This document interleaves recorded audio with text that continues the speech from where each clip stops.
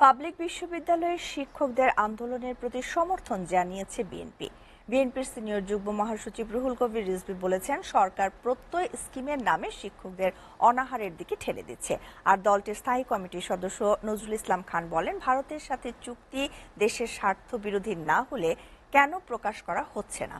রাজধানীতে আলাদা অনুষ্ঠানে এসব কথা বলেন তারা। আব্দুল আহাদের প্রতিবেদন। সর্বজনীন পেনশন প্রত্যয় স্কিম বাতিলের দাবিতে 3 দিন ধরে ঢাকা বিশ্ববিদ্যালয় সহ বিভিন্ন পাবলিক বিশ্ববিদ্যালয়ের শিক্ষক ও কর্মচারীরা কর্মবিরতি পালন করছেন। তাদের এই প্রতিবাদকে সমর্থন জানিয়েছে বিএনপি।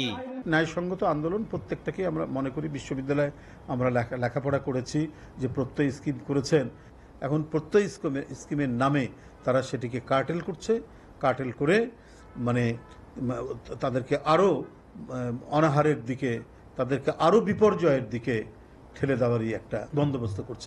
নয়াপল্টনে দলটির কেন্দ্রীয় কার্যালয়ে সংবাদ সম্মেলনে রুহুল কবির রিজভী বলেন, শিক্ষকদের আন্দোলন যৌক্তিক, দুর্নীতির বিরুদ্ধে আওয়ামী লীগ এটা জাতীয় কৌতুক ছাড়া আর কিছু নয় বলেও মন্তব্য করেন তিনি। তথাকথিত স্বাধীন দুর্নীতি দমন কমিশন শেখ হাসিনার মুখাপেক্ষী, এটা আমরা সবাই জানি। তার কথা ছাড়া দুর্নীতি দমন কমিশন কিছুই করে না, যা বলবে তাই শুনবে তারা, সেভাবেই তারা কাজ করবে। চাক্ষুষ বড় বড় দুর্নীতির মহাকাণ্ড মহাকাব্য আমরা দেখছি, কিছুই বলে না।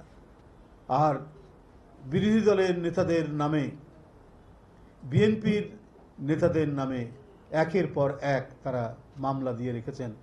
এদিকে জাতীয় প্রেস ক্লাবে ইসলামী আন্দোলন বাংলাদেশ এক আলোচনা সভার আয়োজন করে। আজকে পুরো ইতিহাসকে পরিবর্তন করা হচ্ছে। আজকে সরকার স্বাধীনতার সে সহযোগী হিসাবে না দেখে এ দেশ তাদের হাতে তুলে দেওয়ার ষড়যন্ত্র করতেছে। দেশের স্বাধীনতা ও সার্বভৌমত্ব হুমকির মুখে বলে মন্তব্য করেন নাগরিক ঐক্যের সভাপতি মাহমুদুর রহমান মান্না।